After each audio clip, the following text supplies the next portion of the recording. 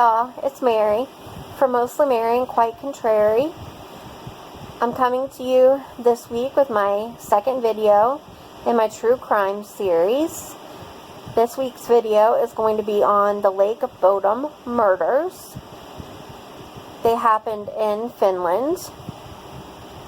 So, before I get into the video, I just want to say a few things.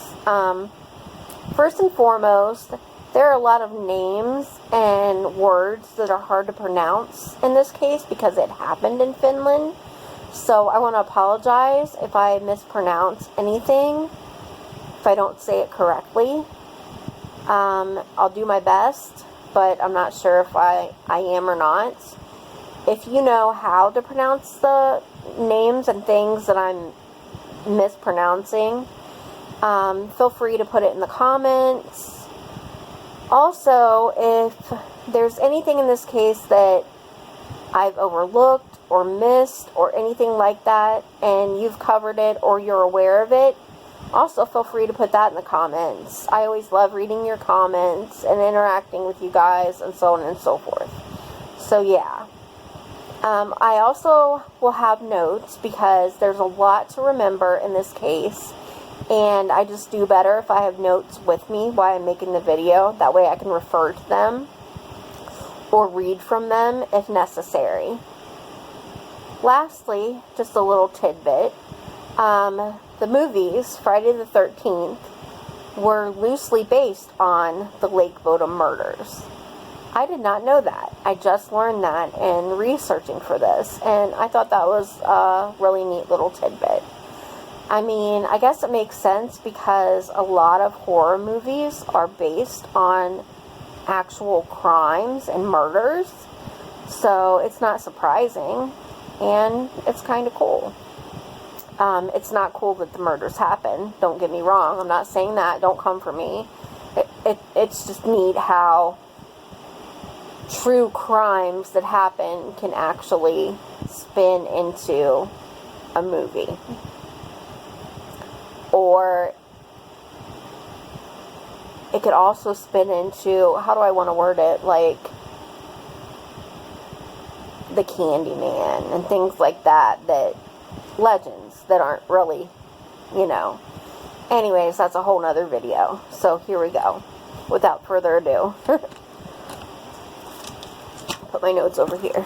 Okay. The Lake Bodum murders happened in Espoo, Finland, and they were discovered on Sunday, June 5th, 1960. The weapons used were a knife and some kind of blunt instrument. There were 3 people killed, 2 females and 1 male, and then there was 1 male that survived but had injuries. The perpetrator is unknown. Also, the Lake Bodum murders is one of the most famous unsolved homicide cases in Finnish criminal history. So, yeah. About the case, here we go. On Saturday, June 4th, 1960, 4 Finnish teenagers decided to camp along the shores of Lake Bodum near the city of Espoo's Oita Manor. Now, I'm guessing that they went to camp to do things that they couldn't do under a parental eye. I mean, all of us have been teenagers, so there was probably drinking going on, maybe some other things going on. So yeah, and that also has been mentioned in some of the theories, that alcohol was involved and so on and so forth, but we'll see. Okay. Mila Ermeli Bjorklund and Anya Tuliki Maikai were both 15-year-old females at the time. Accompanying them were their 18-year-old male boyfriends, Seppo and Tero Boisman, and Niles Wilhelm Gustafsson. Sometime between the early morning hours of 6 a.m. and 4 p.m. Oh my goodness. I'm sorry, guys. sometime between the early morning hours of 4 a.m. to 6 a.m. On Sunday, June 5th, 1960, Mackay, Bjorklund, and Boisman were all bludgeoned and stabbed to death by an unknown assailant. Gustafsson, the only survivor of the massacre, sustained a concussion, fractures to the jaw and facial bones, and bruises to the face. He stated afterward that he had seen a glimpse of an attacker clothed in black and bright red coming for them. Sorry guys, turn the page. Okay. At about 6 a.m., a number of boys who were bird watching some distance away had reportedly seen the tent collapse and observed a blonde male walking away from the site. Okay, now we're on to how the bodies were discovered. The bodies of the victims were discovered about 11 a.m. by a carpenter named Esko Oiva Johansson. He alerted police, who arrived on the scene at noon. One thing for me that I question, if he found them at 11, why did they not arrive at the scene until noon? That just seems like a long time between finding a crime and alerting authorities and then having the authorities actually show up. Granted, it was in the 60s, and I don't know how far out of town they were, but yeah, that's just one thing that kind of bothered me. Okay.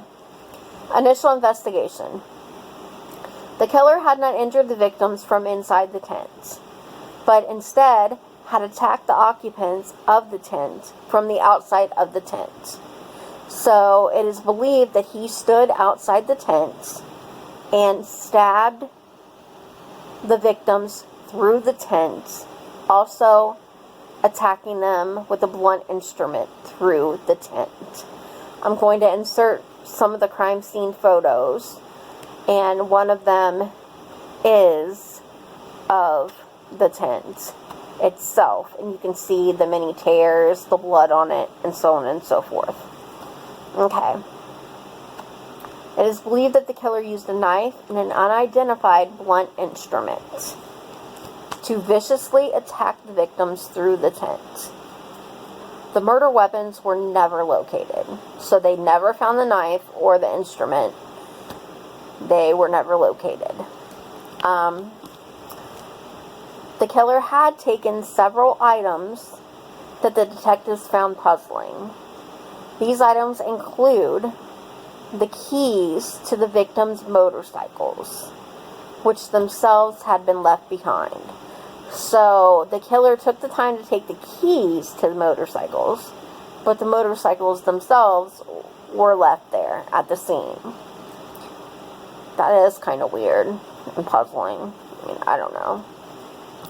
Gustafsson's shoes were later found partially hidden approximately 500 meters from the murder site. The police did not cordon off the site nor record the details of the scene. So, let's get this straight. The one person that survived, his shoes were found approximately 500 meters from the murder site, kind of hidden. And the police did not cordon off the site, which means they didn't put crime tape up, they didn't, protect it from other people entering and stuff. So yeah, they didn't do that. They dropped the ball on that. This fact was later seen as a major error. Well, yeah, it was later seen as a major error because we know now, like when a crime happens, one of the first things you do is mark off the crime scene to protect the evidence that's there. Here we go. More on that. Not securing the scene, aka cordoning off. Sorry, guys. The mistake almost immediately allowed a crowd of police officers and other people to trample around and disturb the evidence. This mistake was further exacerbated by calling in soldiers to assist with the search around the lake for missing items, several of which were never found. So, yeah, because they didn't mark off the scene, there were a lot of officers trampling through evidence, soldiers trampling through evidence, people disturbing things that may not have needed to be disturbed, and so on and so forth, which kind of screwed them out of finding pertinent things to help them solve the case. And several of those were never found, so yeah.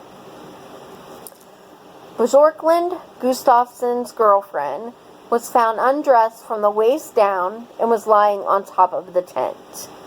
She had suffered the most injuries out of all the victims. She was stabbed multiple times after her death. So, after she had died, she was still stabbed multiple times. This happening actually led a lot of people to believe that her boyfriend, the one that survived, may have committed the crimes. Because when somebody is attacked so viciously and the attacking continues even after they have passed on, it's usually a personal attack. Meaning that somebody that knows that person and has some serious issues with them would do that. But that's just speculation. So, okay. Whilst the other teenagers were slain with less brutality, Gustafsson was also found laying on top of the tent. Suspects.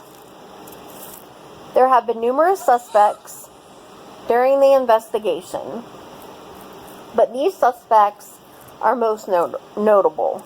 So the first suspect in the case was Carl Valdemar Gullström.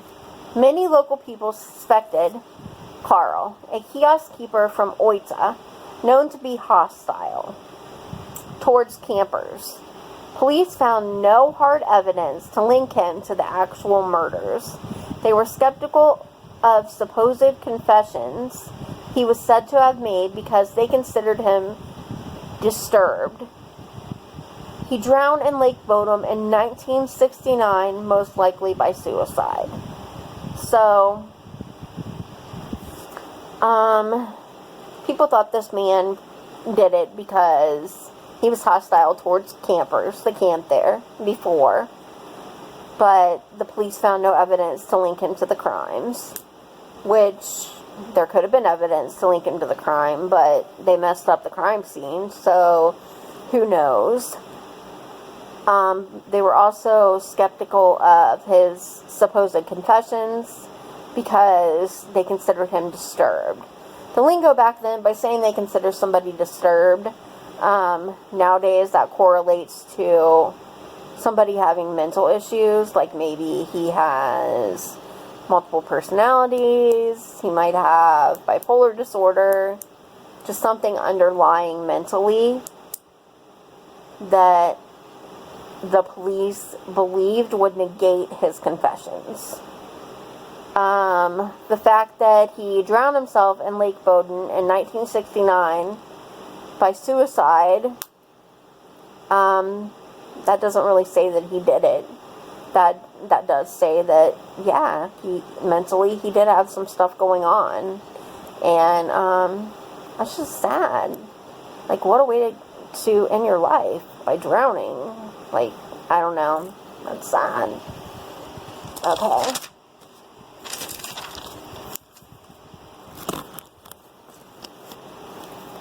The people in the town knew Gullström was violent. He cut down tents, threw rocks at people, who came on his street. Some have later said that it was Gullstrom they saw coming back from the murder scene, but were too afraid to call police about him.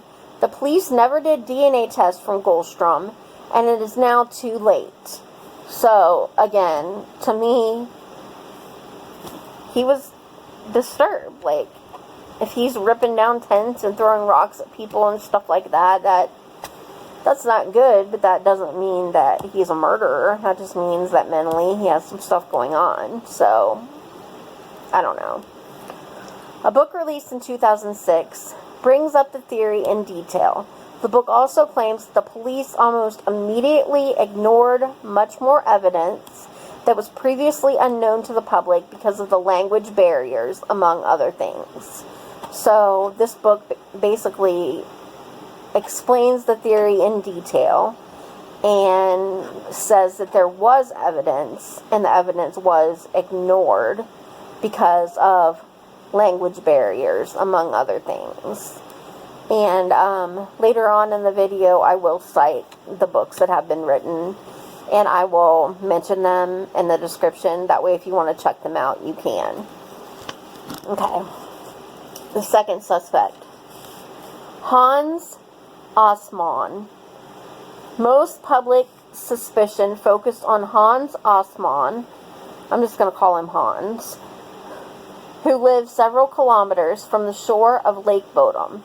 A series of popular books promulgated a theory of Hans committing the Bodum killings and other murders. It was not taken seriously by the police, as Hans had an alibi for the night of the Bodum murders and was said to have been in Germany during the time of another murder. In the morning of June 6, 1960, he had, however, showed up at the hospital in Helsinki with bloody clothes.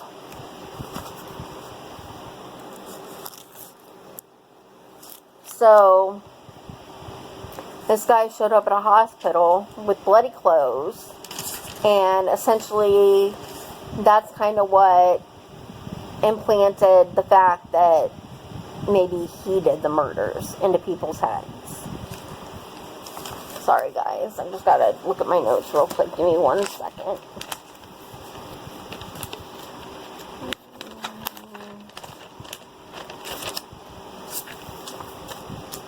Okay. But even if he showed up at a hospital in bloody clothes, he had an alibi, and he wasn't there during that time. So obviously he didn't commit the crimes. Okay.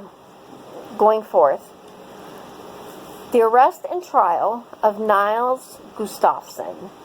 Now, if you remember right, Niels Gustafsson was the male that survived the attack. So, he was one of the boyfriends. He was actually camping with the 3 people who got murdered. In late March 2004, almost 44 years after the event, Gustafsson, not a suspect in the case as far as the public knew, was arrested. In early 2005, the Finnish National Bureau of Investigation declared the case was solved based on new forensic analysis. According to the statement, Gustafsson had been drunk and excluded from the tent when he attacked the other boy, getting his jaw broken in a fight which escalated into him committing the 3 murders. The trial.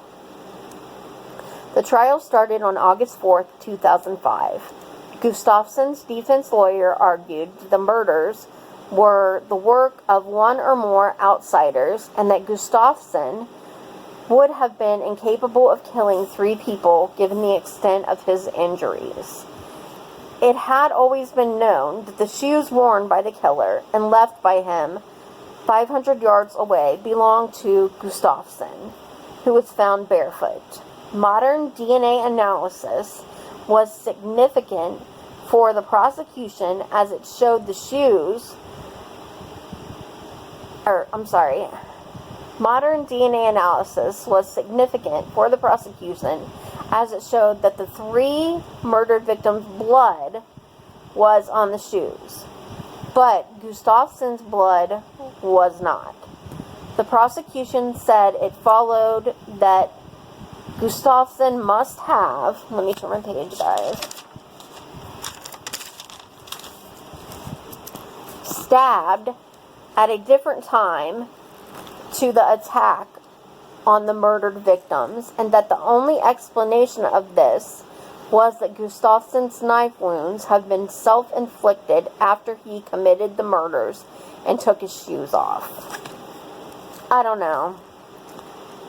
I just find that all hard to believe. If you're drinking and you're excluded from the tent, and then you get in a fight with the other male, and he punches you in the face and fractures your jaw and your face and stuff like that, in the heat of the moment, you're so angry, you're going to murder all of them, you're not going to take the time to take your shoes off. Like, that doesn't make any sense to me at all. If it does to anybody else, please enlighten me. I just don't see why you would. But wait, though.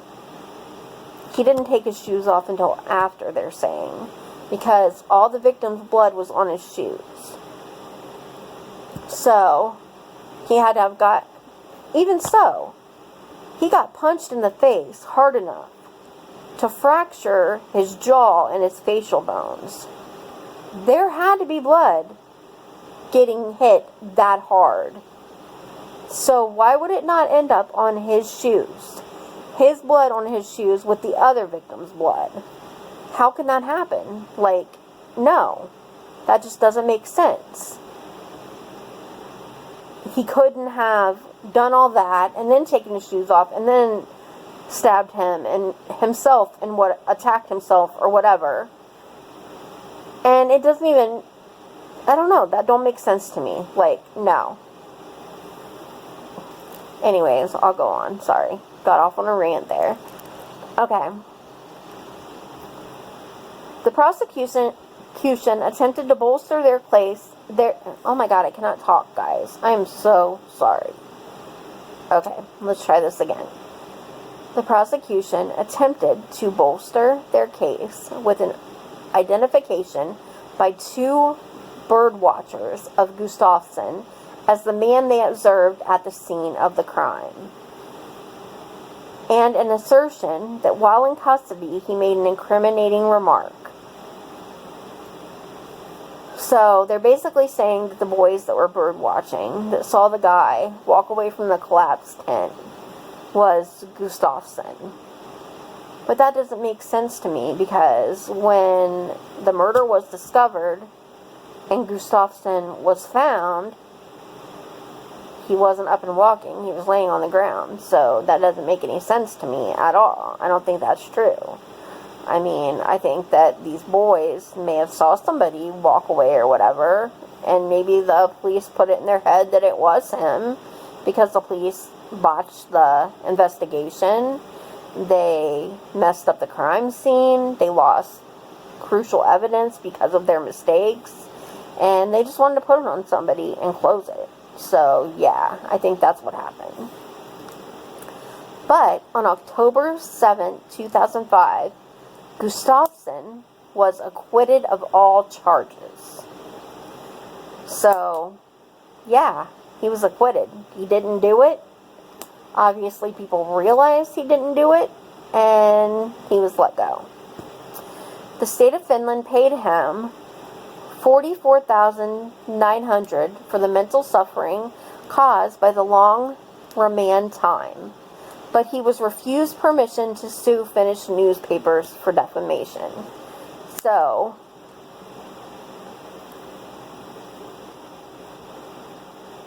the state of Finland paid him for mental suffering that he had sustained by being charged for a crime he did not commit.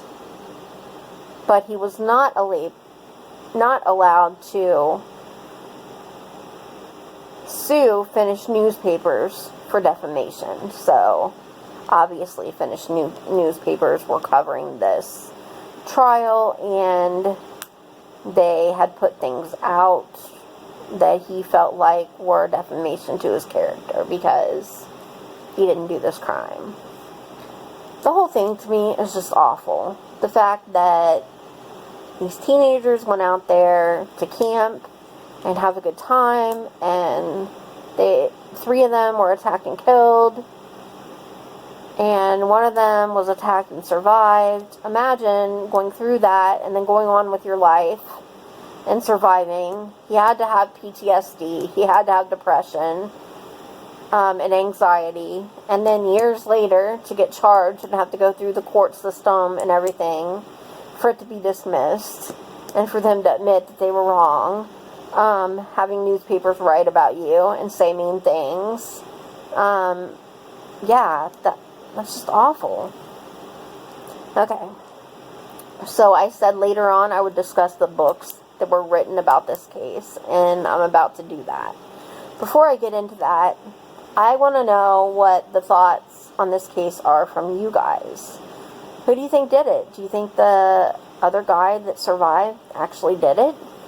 Or do you think that somebody else did it? Remember, in the comments, be kind to everybody when you leave them, and everybody has a right to their opinion. So, yeah. Okay, the books.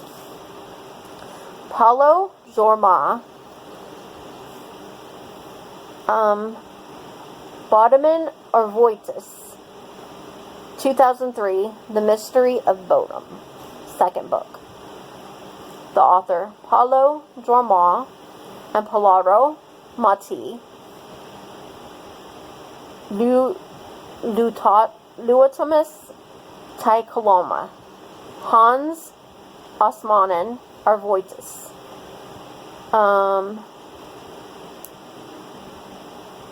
which translates to Assurance of or Death, The Mystery of Hans Osman.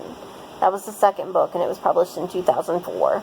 And I will put a list of these, because I know I'm probably not saying them correctly.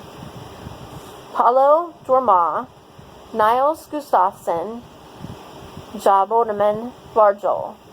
Niels Gustafsson and the Shadow of Bodum, and that was published in 2006.